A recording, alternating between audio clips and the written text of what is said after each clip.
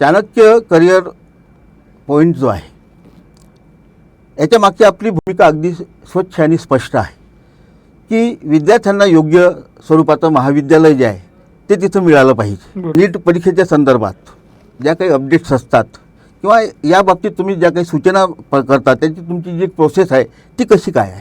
Chanakya career point विद्यार्थ्यांना त्यांच्या प्रवेश परीक्षेपासून तर कॉलेज मिळेपर्यंतची मधली जी प्रोसेस आहे, आता बरेच पालक अनभिज्ञ आहे. म्हणजे विद्यार्थ्याला इंजिनियर करायचा आहे, कोणाला डॉक्टर करायचा आहे किंवा BDS BMS कुठलाही कोर्स असू दे मेडिकल फील्डमधलं किंवा लाईट, पण पुढची प्रक्रिया बिलकुलही माहीत नाही आहे. म्हणजे मेडिकलसाठी नीट परीक्षा द्यावी लागते किंवा आयुषसाठी नीट परीक्षा द्यावी लागते हे तर आहेच, पण पुढची प्रक्रिया काय आहे? म्हणजे 2016 पासून जेव्हापासून नीट परीक्षा आली, देशांतर्गत जेवढे प्रवेश आहे पूर्ण भारतात तेवढे प्रवेश नीट परीक्षेच्या अंतर्गत येतात.